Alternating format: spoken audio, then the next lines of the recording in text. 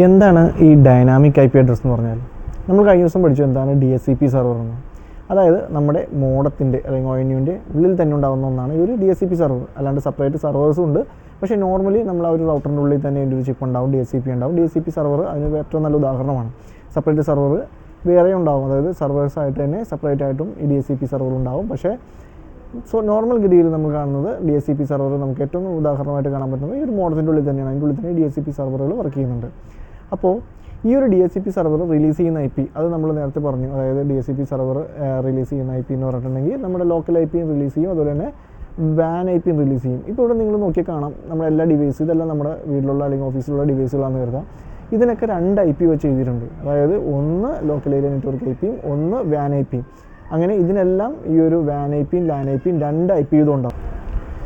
ഇതിൽ നമ്മുടെ ISP provide ചെയ്യുന്നതാണ് WAN IPകൾ. WAN IP പ്രൊവൈഡ് ചെയ്തിട്ട് നമ്മുടെ മോഡത്തിലുള്ള അതായത് ONUവിലുള്ള ആ DHCP സെർവർ റൺ ചെയ്യുകയും ഈ ഒരു അതേ WAN IPയുടെ അതേ സീരിയലിൽ തന്നെ, ഫോർ എക്സാമ്പിൾ ഇവിടെ 103.72.177.86 ആണ് ഇവിടുത്തെ WAN IP വന്നേക്കുന്നത്. അപ്പോൾ അവിടെ 87 വരും, 88 വരും, ഓരോ ഡിവൈസിന് 89 വരും, 90 വരും. ഇങ്ങനെ എല്ലാത്തിനും ആ ഒരു WAN IP യും ഈ ഒരു റൗട്ടർ തന്നെ ഒരു ONU തന്നെ റിലീസ് ചെയ്യും. നമ്മുടെ ISP നിന്ന് കിട്ടുന്ന ആ ഒരു IPയുടെ ആ ഒരു സീരിയലിൽ വരുന്ന എല്ലാ സീരിയലിൽ ആയിട്ട് എല്ലാ ഡിവൈസുകൾക്കും ഓരോ WAN IP കൂടി ഈ ഒരു നമ്മുടെ ONU റിലീസ് ചെയ്യും. ഇത് DHCP സെർവറിൻ്റെ ഉള്ള DHCP സെർവറാണ്, DHCP ആണ് ഇതെല്ലാം ചെയ്യുന്നത്.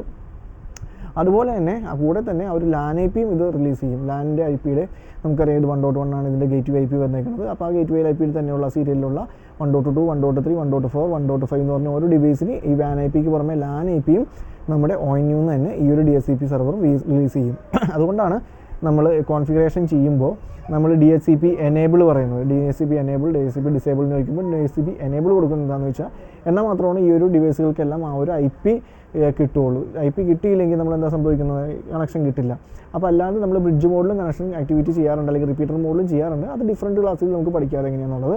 അപ്പോൾ നോർമൽ കേസുകളിൽ 90% കേസുകളിൽ നമ്മളിങ്ങനെ ഡൈനാമിക് ഓപ്ഷൻ കാണുമ്പോൾ റൗട്ടർ കോൺഫിഗറേഷൻ ചെയ്യാൻ നേരത്ത് ആദ്യം നമ്മൾ ഡൈനാമിക് സെലക്ട് ചെയ്യണമെന്നുള്ളത് ഡൈനാമിക് IPv4 തന്നെയാണ് സെലക്ട് ചെയ്യാറ്. അപ്പോൾ ഡൈനാമിക് IP സെലക്ട് ചെയ്തതിന് ശേഷം DHCP എന്നുള്ള ഓപ്ഷൻ എനേബിൾ ചെയ്തിടും. എനേബിൾ ആയിരിക്കും ഓൾറെഡി, നമ്മളത് എനേബിൾ തന്നെ ആയിരിക്കണം, എനേബിൾ ചെയ്തിടും. അപ്പോഴാണ് നമുക്ക് ആ ഒരു DHCP ആയിട്ട് ഈ IPകളെല്ലാം റിലീസ് ചെയ്യുള്ളൂ. അതാണ് ഡൈനാമിക് IP എന്ന് പറയുന്നത്. അതായത് പിന്നെ ഡൈനാമിക് IP എന്ന് പറയുന്നത് റിലീസ് ചെയ്യുന്ന ഒരു സിസ്റ്റത്തിന് DHCP എന്നാണ് പറയുന്നത്. പക്ഷേ ഡൈനാമിക് IP എന്ന് പറയുന്നത് എന്തുകൊണ്ടാണെന്ന് വെച്ചിട്ടുണ്ടെങ്കിൽ ഇത് ടൈം ടു ടൈം ചേഞ്ച് ചെയ്തുകൊണ്ടിരിക്കും. ഫോർ എക്സാമ്പിൾ നമ്മളിപ്പോൾ ഈ കാണുന്ന പോലെ ഈ ഒരു ONU കൊടുക്കുന്ന IPകളാണ് ഈ LAN IP ആണ്, LAN IP WAN IP ആണ് ഈ ഒരു 4 ഡിവൈസിൻ്റെ ഇത്രയും IPകൾ. പക്ഷേ ഇത് കുറച്ച് നേരം കഴിഞ്ഞിട്ട് ചിലപ്പോൾ ഒരു 4 മണിക്കൂർ കഴിഞ്ഞിട്ടോ അല്ലെങ്കിൽ ചിലപ്പോൾ അടുത്ത ദിവസമോ കാണുന്നത് ഡിഫറൻ്റ് ആയിരിക്കും. ഇതേ IP തന്നെ ആയിരിക്കണമെന്നില്ല നാളെ കാണുന്നത്. ഇപ്പോൾ ഫോർ എക്സാമ്പിൾ ഇവിടെ ഒരു 1.3 ആണ് ഈ ഒരു ഡിവൈസിന് വന്നേക്കുന്നത്, ഈ ഒരു കമ്പ്യൂട്ടർ വന്നേക്കണമെങ്കിൽ ചിലപ്പോൾ നാളെ വരുമ്പോൾ 1.4 ആയിരിക്കും, അല്ലെങ്കിൽ ഡിഫറൻ്റ് ആയിട്ട് വരും. LAN IP ആണെങ്കിലും ഡിഫറൻ്റ് ആയിട്ട് വരും.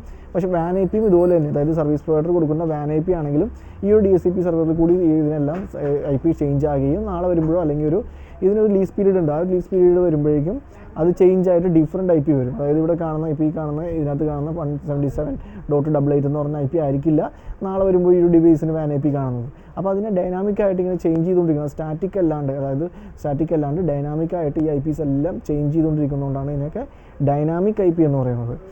അപ്പോൾ ഇതാണ് ഡൈനാമിക് IP അഡ്രസ്സ് എന്ന് പറയുന്നത്. ഇതുപോലെ തന്നെയാണ് സ്റ്റാറ്റിക് ആയിട്ട് സെറ്റ് ചെയ്യുമ്പോഴാണ് നമുക്കൊരു സ്റ്റാറ്റിക് IP കിട്ടുന്നത്. അപ്പോൾ സ്റ്റാറ്റിക് IPനെ കുറിച്ച് കൂടുതൽ നമുക്ക് അടുത്ത ക്ലാസ്സിൽ നാളെ നമുക്ക് നോക്കാം.